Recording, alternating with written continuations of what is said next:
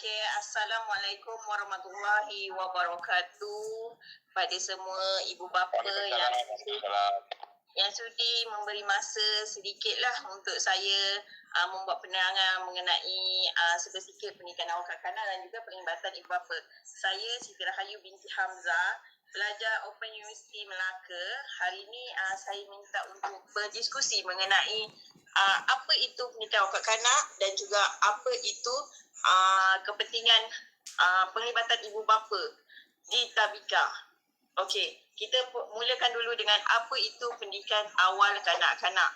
Pendidikan awal kanak-kanak didefinisi sebagai program berkualiti tinggi yang direka khas untuk kanak-kanak yang lahir sehingga umur 8 tahun.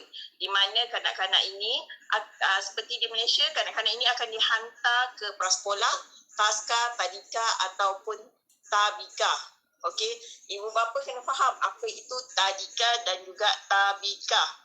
Tadika adalah taman didikan kanak-kanak, manakala tabika adalah taman bimbingan kanak-kanak. Usia kanak-kanak yang sesuai untuk ke tabika adalah di antara 4 hingga 6 tahun. Okey. Seterusnya, kita pergi kepada kepentingan pendidikan awal kanak-kanak. Kanak-kanak belajar untuk berkongsi barangan. Okay, yang di mana ibu-ibu dengan ayah boleh perhatikanlah. Kadang-kadang anak-anak kita ni kan, kalau kat rumah, dia memang susah nak, orang kata, berkongsi barangan kat rumah kan. Jadi kita hantar dia ke sekolah untuk kita didik dia. Macam mana dia nak berkongsi dalam satu-satu perkara itu. Dia juga akan berkongsi emosi, dia nak kena kawal. Kalau selama ni kadang-kadang kita bawa anak kita selalunya tantrum. Dia akan marah-marah, apa semua. Dia datang kat sekolah, dia tahu apa pun yang dia buat, dia kena berkongsi dengan kawan-kawan dia. Di samping itu juga kita kena menonjolkan bakat mereka. Kalau dalam kemas, kita ada satu program yang dipanggil potensi, yang di mana kita akan mengeluarkan dia punya bakat-bakat yang terpendam. Kadang-kadang kita nampak anak tu seorang yang senyap, tapi sebenarnya dia ada kreativiti melalui daripada tangan, mungkin dia pandai membuat bahan bantu mengajar ke, ataupun dia boleh mencipta sesuatu benda yang kita tak jangka yang dia boleh buat. Selain daripada itu juga kita mengajar anak-anak ni cara untuk menghormati orang tua. Kalau selalunya dulu kita mengharapkan ibu dan ayah untuk mendidik anak-anak, tapi di sini kita juga mengajar daripada mereka, daripada mula datang sekolah sehinggalah tertibnya nak balik pulang ke sekolah. Okey, selain itu juga kita ada menyelitkan modul PPI, di mana modul itu adalah lebih kepada keagamaan yang kita ajar kepada anak-anak Islam lah. Kalau yang kita bukan Islam tu kita akan ajar kepada pendidikan moral.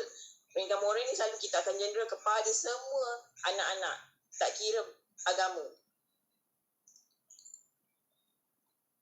Apa dia kepentingan, apa dia yang saya maksudkan tadi? Saya kata tadi kita perkenalkan tentang pendidikan awal kanak-kanak, dan sekarang ni tentang kepentingan penglibatan ibu bapa.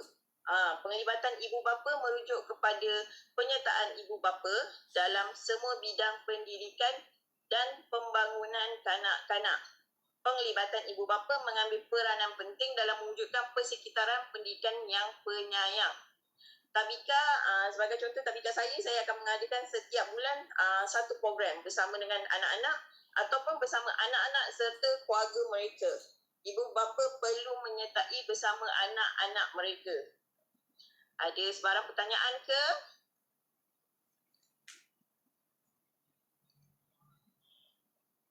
Okey, kita go through kepada kesan penglibatan ibu bapa terhadap penglibatan ibu bapa bersama dengan anak-anak di tabika. Okey, kanak-kanak akan lebih rasa bersemangat dengan guru. Maknanya kita akan ada kita boleh tanya santai sambil duduk dengan guru, kita akan tanya macam mana perkembangan anak kita, okey ke, tak okey ke. Kanak-kanak juga boleh orang kata bertukar-tukar pendapat. Selain itu kita pun sebagai ibu kita boleh bertukar-tukar. Kita boleh cerita anak kita apa kelebihan anak kita, apa keburukan anak kita.